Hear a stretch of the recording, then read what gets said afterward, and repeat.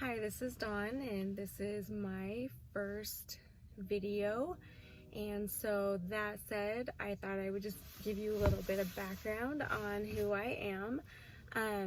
So I am from Montana. I was married pretty quickly out of high school, had 4 kids, a husband, a job, a busy life. We were young with good jobs, but lived paycheck to paycheck, trying to raise our kids, trying to do our jobs at work, and have a little fun in between when we can with our kids. The days flew by, the years flew by, and then one day our world stopped. At 40 years old, my husband of 18 years was diagnosed with pancreatic cancer. Stage 4 pancreatic cancer. He passed away 4 months later. We were not prepared for anything like this to happen. We had never even really thought about it. We didn't have life insurance. We didn't have savings accounts. We were really unprepared, but we had support from our employers and our families and our friends, and from a pastor that I know personally and my church, and with the support of people in our lives, we made it through. My kids and I made it through. Luckily, I have my job to keep a roof over our heads and keep our lives going, and that's what I did. It was hard and it was exhausting, and the first year was a blur, completely blur after this happened. I didn't think that I would be in a relationship again. I just really didn't give it much thought. It wasn't really where my head was, where my mind was. But as the days go by, you miss having that bond with somebody. You miss having that person to do life with and to share things with, and just to have that connection with. So after 2 years, I met someone, and we hit it off right away, and we were close, and we were together for 5 years. We were engaged, and then the whole thing fell apart, and that's kind of what brings me here today. It completely shattered me, and I was broken to a point where I didn't even know if I was gonna make it back from this. When my husband passed away, I tried to just stay as strong as I could and keep my kids and I's lives going, and I probably didn't allow myself to grieve as much as I should have. I just stayed strong for everyone in the family, and just kept everything going and stayed strong. And when this relationship of 5 years and engagement broke, it broke me completely, and I grieved for everything. And so I told myself in the very beginning of this that if and when I make it through this, I want to use my experience to help other people. I reached out for help to videos and things like that when I was going through this. So this is kind of a compilation of things that I found when I was searching for help, and things that I just found myself that worked to get through this. So these videos will be kind of a progressive history of when my breakup first happened to where I am today. And I hope, if nothing else, that it gives you hope that if I can make it through it, and if I can not only survive but thrive and come back from this happy and hopeful and confident and ready for whatever comes next in life. That's how I feel now, and that's what I want to share with you, is what I did to get to this point.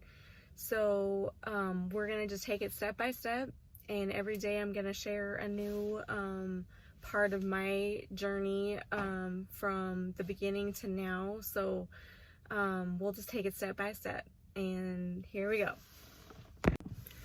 So I would say the very first day after the breakup, I hadn't slept. The last thing I wanted to do was eat.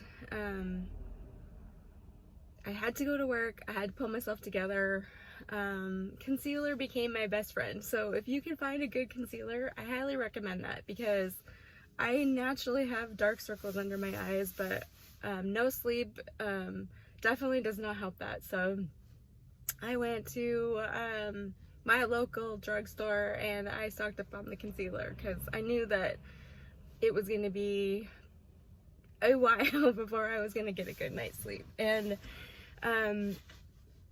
just getting up every day, taking a shower, forcing yourself to get ready, it really does help. Because if you are just laying around at home, not feeling like you're put together, it does not do anything to help your confidence level. And that's what these videos are going to be, is all about building yourself back up and picking yourself back up. So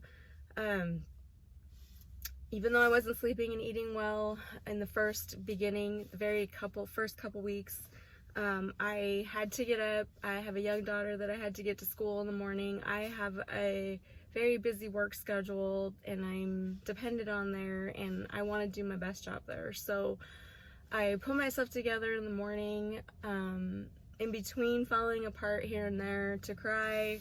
I don't even know how many times I had to fix my makeup before I even made it to work, but I brought it with me so that I had it. Protein shakes and smoothies became a must for me, just to keep my physical strength up, because I had zero appetite. I didn't want food at all. And so just to be able to keep my strength up, I had to force myself to do this. So I went to Costco. I got a case of the protein shakes there at Costco. I also got some frozen berries and some, I like to add spinach or kale in my berry smoothies in the morning. So I usually use green tea is very good to use with smoothies. You don't really taste the tea, but it's a good liquid to add in your smoothies. And I'll get to the tea later, but so smoothies and protein shakes, and just trying to keep some good nutrition going to get me through a day. This is just me looking back now, but I think once I started, after a good 2 or 3 weeks, after I really started to tell myself, you've got to get a grip and you've got to take care of yourself, I then at that point went to the grocery store and I focused on a lot of fruits, a lot of vegetables, a lot of salad, and then some good protein, just to kind of build myself back physically, because I was very weak. I want to just try to start exercising to get myself to feel better, but I physically didn't have the strength in the beginning to even do that. So when I did get to the exercise portion of trying to make myself feel better in that first 2 to 3 weeks, I started out with a very gradual routine of just walking around the block in the mornings. So in the mornings, trying to get ready and look the best I could, protein drink or smoothie, and then what I would do is I would grab my cell phone and my AirPods, and I would just go for a walk around the block while my daughter was eating breakfast and getting ready for school. I would just go for a walk around the block, and one of the things I liked to listen to is I liked to find a really positive,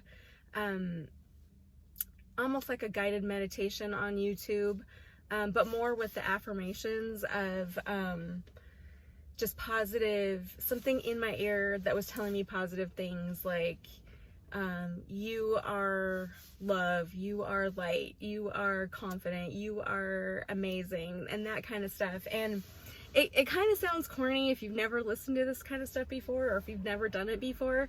But one of the things I discovered in my journey of coming back from this is how big of a part your subconscious mind does play in your just everyday life of trying to move on from something or trying to get through a difficult day.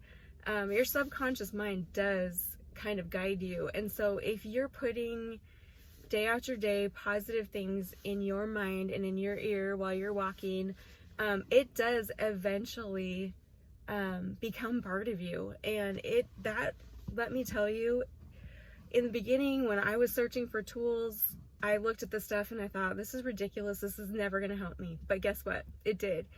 But you have to be consistent with it. So after you get ready and you're going for your walk, find something that you like, that you like their voice and you like what their message is, and just keep replaying that each morning when you're going for your walk. And it's gonna end up in your subconscious mind, and it's gonna build your confidence back up. And it sounds like it's not gonna happen right now, but that's because it takes a little bit of time. And in the beginning, you don't think anything's gonna help you, and I didn't think anything was gonna help me. I was at ground zero, I would call it. And so that's one thing I would recommend, is listening to an uplifting video while you're getting a little bit of exercise. And it doesn't have to be much at first, because in the first 2 to 3 weeks, I would say, of a breakup, you're going to be really weak, and it's going to be what you can do to get through a day. So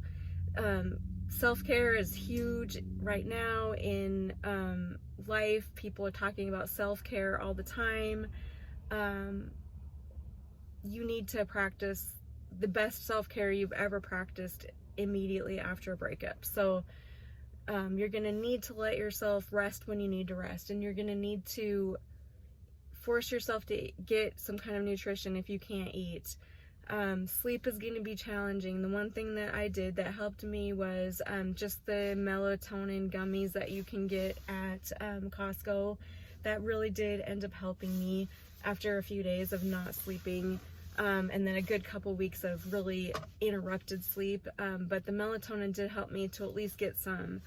The other thing, I mentioned tea earlier. I've really turned to tea over the last couple of years, and herbal teas, something that doesn't have caffeine, because especially if you're struggling with the whole sleep thing, you don't want to drink tea and then have that keep you up. But there's so many different varieties of teas that are out there right now. They're just everywhere, and I noticed a huge difference in just physically the way I felt after taking tea. Green tea is amazing. There's decaffeinated green tea. Chamomile is very relaxing.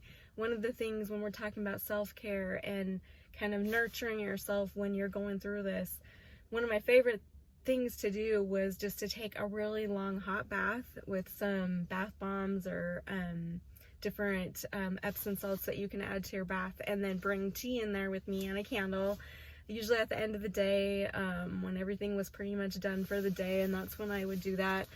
And I would cry in there, I would relax in there, and I would just do nothing. And meditation, just kind of letting your mind be still, those are things that helped me in the very, very beginning of this, the first 2 to 3 weeks, like I said. And then if you can get yourself on a positive kind of daily routine, it sounds like it's not going to work, because that's what I thought too. But if you can just start on a positive routine while you're getting up in the morning and you're getting ready for the day, getting yourself some kind of healthy nutrition, taking a little walk, if that's all that you can do exercise-wise, and that's all I could literally physically do.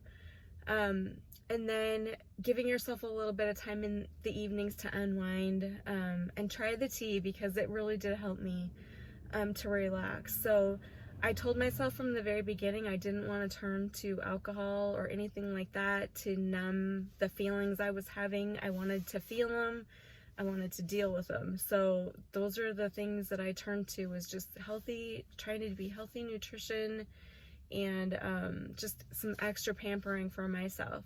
So I hope some of these things help you, and the next video will take it another step even further to move on from this. So I hope you guys take care of yourselves. Hang in there.